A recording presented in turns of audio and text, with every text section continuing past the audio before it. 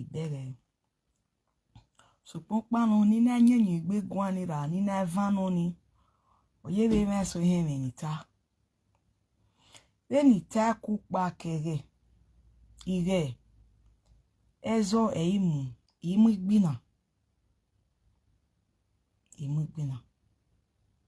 ni me do ba me mi kile nya le ba be se ba pani bu ka wa Asaboro do wala do wala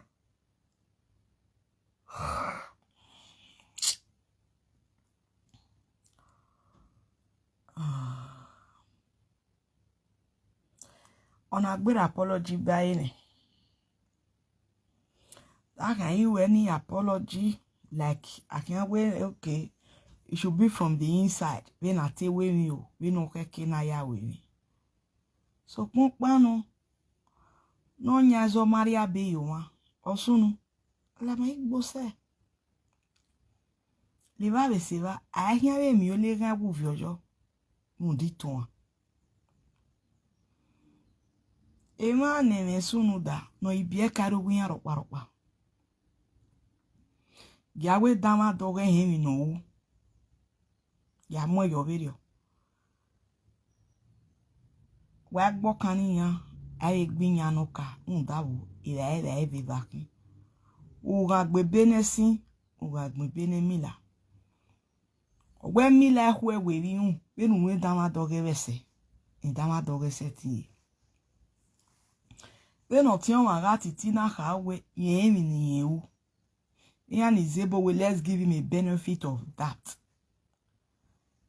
And you always give power the pie a mwe bog bijo. On our tani no regeni bina mana ilona we. O wana mwe bog bebo. Ona vita. O we do mami no mu boginye. Egeni okoni ga latia. It's just barely 24 hours ne boya level nia, right? So yen can mwe bobe dajinia. So honi ga latia or at his own time. When la ma gyon wa we no ro, yon we tazin kpukpu. So ima ona khiri ebe no ta, ni ima ona khiri me oni me beg di endi. Okay ki me na ya beg e wo mi an. So yoni wa we ya o sen mi o ma ni we do asili ni ojo. So nu wala wo wani tiene kate mani me kate mete ni boss me vun marketing okoni where I know my people because why so no ro wanu wa gwalo e na we was pe to bo me do time onda o wan mu me no ta e wan mu no nya zo we na zimpi custom ye tiene ya mi ri bo se ege ni ya oni ya ri la ten ya ri la ten hima ya ike mari spin ya vuela de no mo customer re e o no ge pa dudu wen o no tie bo pa dudu tie so wa gari las wa gazingbe na ge bi no ya fu wa to ewu be film wa gazingbe ebi no gi e o we no wi gi e no ya we so pa dudu wen so wa gizingbe wa ma be ka re ni nebo wazigbe adobo me wi ma gie pa dudu o ke ni pa dudu ki o ja ni gbe because won ore ga je wo ewu me na ya wo adobo me wi ma be ka pa dudu we ti e bo re ti o allegation is too strong o ki o ja awa ki o ja ni awa wi eyin gbere so ni ki o ja ni gbe yen ni ina ga wo so no give wa se Atiti no to boyeri customer re bo sere o ma iweri iyanu iyawe ni yawe iwe he eri mi esere me na runda ikaze mu gbina akere payo me ha ina we imeje ma understand ari wa dolo buwe ari to giebo ihe go se mi ana negate se ni ana zewo se ni kin iosi o ma no gun o ma no sira babo ma de edo won ya pita we no ka mu igbi no ka mu ezo na te hi akode na me no bi negero get me na so pa eso ni pobo ye mi dan ni ya jere ni swa won fi din yen wo yan mege ti iwe la rewu So I believe there should be 24 hours. Kiro, kenenunu, kinyoma, ni amudarunta, na rekena ora bigo. Almost to bigo. So you big bring me up. Working aje. You want to contribute. Working aje. You bury your way, your ma working aje. Walk ba no ma wagmo ma mani ma bury the name say. Uju ami. Oni okpa bury boba me we o. We pishon re wona. Ye ma like ya block you. O me mata. Ye ma o de mata mi weji. Wa mama dan. Marire ye we na. Wa maze. O ma no mi o ma no ka me we kiri rezo. E o mi o ma. O si o ma no. O si o ma. Wani bu we ami o se media. E so no se na ami o se social media. Na kinuta. We se tinti mo se o se we. Ni mi ade we to bu we be mi dano. We bu mo de me ihun. Ra me wo se me we kin. Ibere kene me ni ri nu da no gbe wuwo e ka ri yen gbese so pe no ya o bere e ne me mamu ogie ajewo na abi ogie ga tari ti obukan iya o se me ke din are din ma wo ga lo bele na we wo se me so o se ne ri e mo ma o se no e ga gugun o se no atemata ma ya kin zo yo o se no abo de we no so what's the need. Me wa believe that dog wa aroge be happy na. That dog wa aroge. Awa ye commenta le kola ya o se kwe mase. Eri ese o.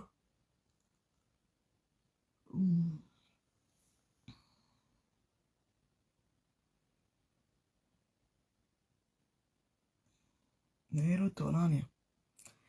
Ni me tana ni agwa mai mi me upo. Mami me. Jare dama doge ajo. Jare. Wani veti wa walao. Wate ma emata mema nu wati. Walao wo. Even egbe ya toluwa. And egbe ga anye da doge ni wate no phone. But efo be media, efo be social media. 93 years of etemu. Doni ezo. Nene ri kan be no kon wa gbe. Ma me zo ana mu ebo gbo wa. E mata. Aya go wa ven. Na na ho mo bonya kega. E mata ga are mo rima. Ogeno ga ikpia. A do de. A be be me ku. A be gwale me na ya gbale me. E me nu tale no ata kwa ata ya kwa ata oni o ata usie. Mu dawo e mata e no. Wani ko watie ma wala ho. Kate wani ni muho ma wa mi won wa muwe wa ya so bo we kwe. Wage igwalo wan wa kiari efi pe. Wage igwale wan wa kiari efi atete. Wage idamu. Ni no gba. Wage igwale wan na kiarun du wa mu ebogbe. Wa wo makan wa beso. Esa iwo ni a.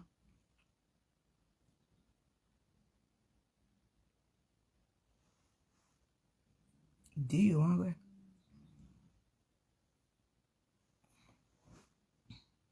Esa iwo no ro.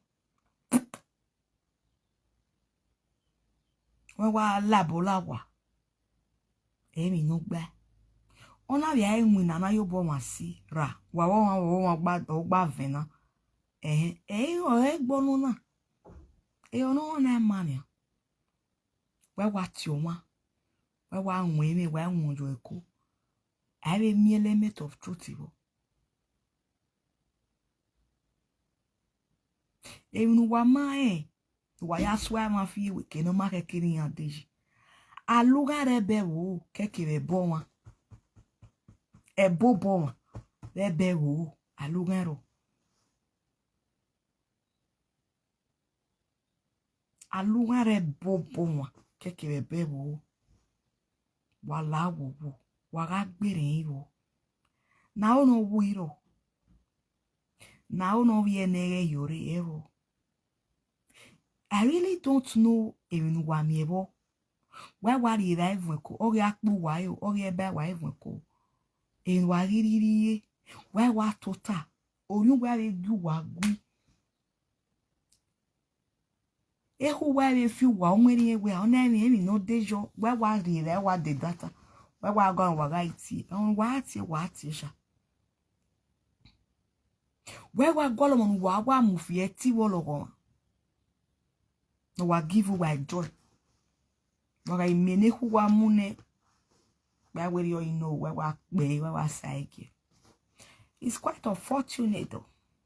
You know, Gavita was so fortunate. Quite unfortunate. Where or did it Rihanna? Same to you know, give happy Easter. No me gift.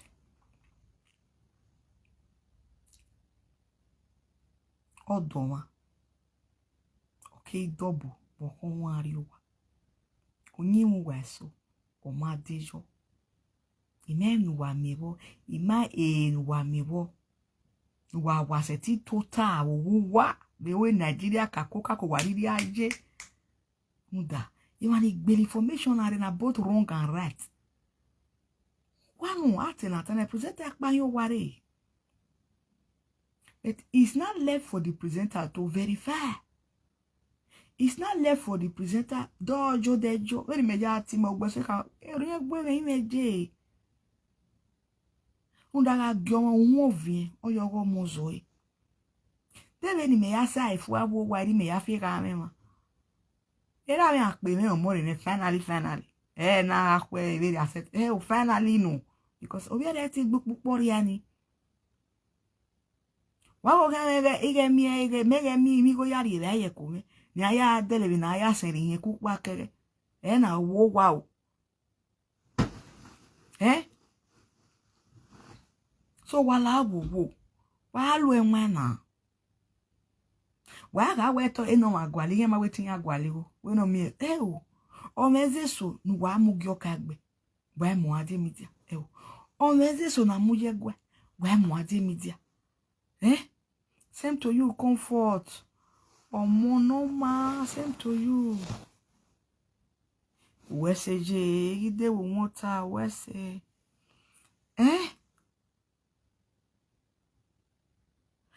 wane gi watie.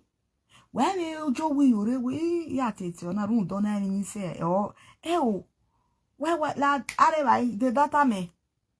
Ni wa denu wa ne. Wa go on when what is the la you let it walk on ati cause no na wa mu fi obo no tabiso okwe go rezore o ide yo ma de yo wa mu ne no riri ahin no ga fun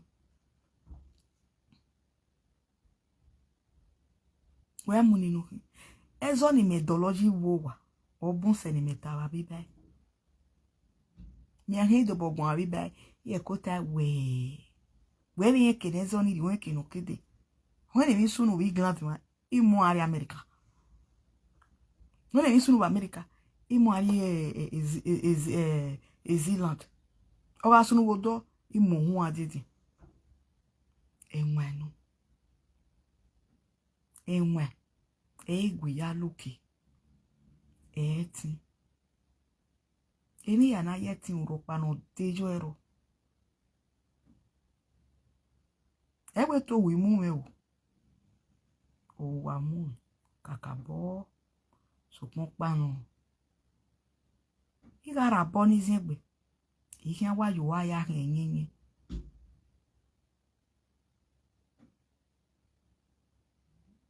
ihe yo wa ya henyenye wani ti o wa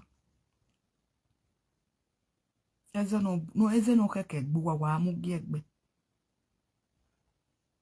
eze no keke ruwa wa mu gi ya no we keke media wa ri gi media enu wa mu eze egbe imagine oho na we no ya ka o me yi ka me yi mi tin date tin now It's more than 72 hours. Why are you hiding her? Why do you labor? But me lie when I negate you. Why you know?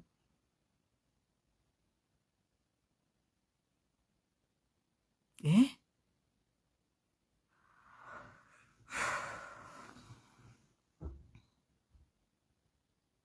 Ça va bien qui m'a ton les gars mais où vieux jo.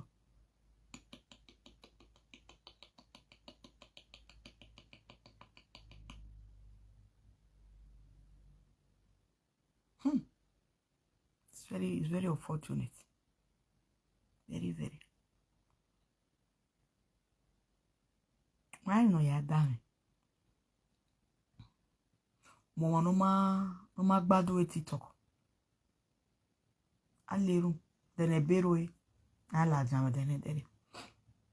Mo no wa mu je agbe wa dere. O ya dame. Teti ma bi arriva. Tu pele wa no.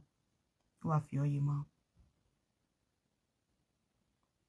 Ane wo wiri na we morin e refi e morin. E mo de dere ni la wo wo pa de we wala. Awani ya giving ati egira. Wa we alu enwe mi ya na ti ro won. Me ko wo ba se no ti be wo bo me wo. Debi no ria, de ti ro wodo. Wa ya ti ran. Wa we ate easy na. Iru wa ya mu oge hiana. Iru wa ya ati ti no to age mo oge ke. Wa ya da mi wa. Wa ya mi de mi ya sun. Wa mi foto ndu wa hon mani. Wa gbe won pa ni wa me o. Wa hon. Cause mo pa mo me ra no re social media mani ke me ra. Then he ase comporte gbe mese. Aye mi nu wa ma u bai. Ke wana really wa mi foto me. Wa me nwa Cause gbe ma bu wa na we kwito ta Atiti presenter to ta ge we wa Georgie. Wa Georgie.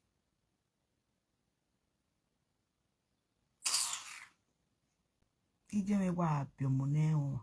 O ye gawe. Ye gawe.